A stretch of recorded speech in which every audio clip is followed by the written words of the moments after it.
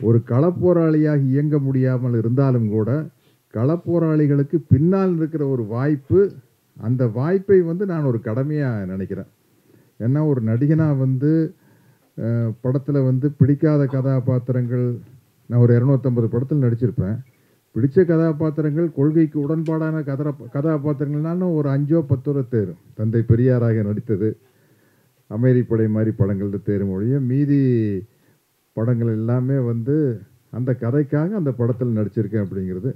இதுபோக விளம்பர படத்தில் வேறு 2 வருஷத்துக்கு முன்னாடி ஒரு வேட்டி வாங்கி சொல்லுவேன், 2 வருஷம் கழித்து வேறு வேட்டி வாங்கி சொல்லுவேன். நான் திருப்பூருக்கு போனால் இப்போ எந்த வேட்டி கட்டல கொஞ்சம் சொல்லுப்பா அப்படிங்கிற அந்த மாதிரி வாழ்ந்துட்டுருக்கிற எனக்கு ஒரு பண நிறைவுக்கு மத்தியில் ஒரு மனநிறைவு அப்படிங்கிறது இதுதான்.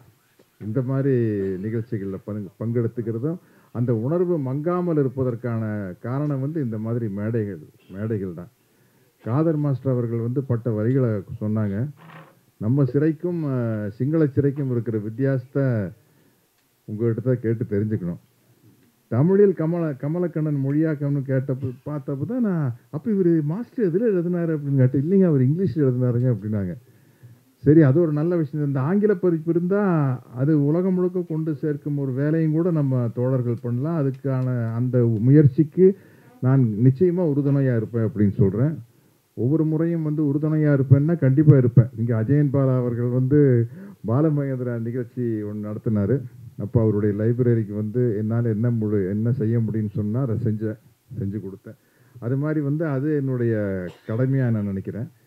எல்லாம் இந்த உலக வரலாறுகளை பார்க்கும்போது வலுத்தவன் இளைத்தவன், அது மதத்தின் அடிப்படையில் இருந்தாலும் சரி, ஜாதியின் அடிப்படையில் இருந்தாலும் சரி, நிறத்தின் அடிப்படையில், பாலினத்தின் அடிப்படையில் வந்து வலுத்தவர்கள் இளைத்தவர்கள் அப்படிங்கிற ஒரு வர்க்கம் வந்து வந்துக்கிட்டே இருக்குது.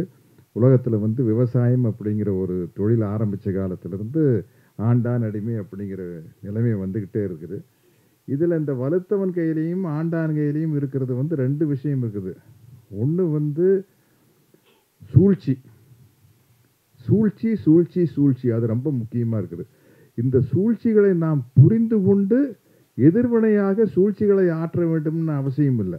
இந்த சூழ்ச்சிகளை பற்றி ஒரு விழிப்புணர்வை மக்கள் மத்தியில் உருவாக்கிக்கிட்டே இருந்தால் இந்த சூழ்ச்சிகள் வந்து அடித்து நொறுக்கப்படும். அந்த மாதிரி விழிப்புணர்வை ஏற்படுத்துகிறவங்க தான் இந்த மேடையில் இருக்கிற தோழர்கள் அத்தனை பேரும். அது மார்க்சிய தோழர்களாக இருந்தாலும் சரி, பெரியாரிய தோழர்களாக இருந்தாலும் சரி, அம்பேத்கரிய அமைப்புகளின் தோழர்களாக இருந்தாலும் சரி, அந்த கடமை அவர்கள் செய்து கொண்டே இருக்கிறார்கள். அது செயல் வடிவமாக சட்டபூர்வமாக எப்படி எதிர்கொள்ள வேண்டும் என்று இங்கே இருக்கிறவங்க எல்லாத்துக்கும் மிக நல்லபடியாக தெரியும். இதை நோக்கி பயணித்து கொண்டே இருக்க வேண்டும். இதில் வந்து நம்மளுடைய அந்த ஆர்வமும் வேகமும் மழுங்கி விடாமல் இருப்பது தான் முக்கியம். நான் இங்கே இருக்கிற தோழர்கள்லாம் அதை பற்றி மிகச்சிறப்பாக சொன்னாங்க. குறிப்பாக குட்டி ரேவதி அவர்களும் கூட இந்த வழிகளை பேசி கொண்டே இருந்தால் போதாது, வழிகளையும் தேட வேண்டும் அப்படிங்கிற ஒரு கருத்தை வந்து வச்சாங்க. அந்த வழிகளை வந்து நாம் வந்து இன்னைக்கு என்ன வழிகளை தேடினாலும் அதை சட்டத்தை போட்டு அமுக்கிக்கிட்டே இருப்பாங்க. ஏன்னா சட்டம் அப்படிங்கிறது ஒரு பேப்பரும் பேனாவும் தான். அவங்க பார்த்து ஒரு முடிவு செஞ்சாங்கன்னா முடிச்சு போச்சு, அவ்வளோதான். இது நேற்று வரைக்கும் ரைட்டியா, இன்னிலேருந்து இது தப்பியா அப்படின்னா தப்பு தான், ஒன்றும் செய்ய முடியாது. அது நல்ல சட்ட வல்லுநர்களையும் இணைத்து கொண்டு இந்த அடிமைப்படுத்தப்பட்ட மக்களுக்கு ஒரு விடுதலையை வாங்கி தருவதற்கான எல்லா முயற்சிகளிலும் நாம் இறங்கி கொண்டே இருக்க வேண்டும், செய்து கொண்டே இருக்க வேண்டும் அப்படிங்கிறத என்னுடைய விருப்பம். என்னுடைய ஒரு சிறிய பிரபல்யம், நடிகன் என்ற ஒரு சிறிய பிரபல்யம் இப்படிப்பட்ட ஒரு நிகழ்ச்சிகளுக்கு கவன ஈர்ப்பாக அமையும் பட்சத்தில் நான் அதில் ஒரு மனநிறைவை அடைகிறேன் என்று கூறிக்கொண்டு உங்களிடமிருந்து விடைபெறுகிறேன். நன்றி, வணக்கம்.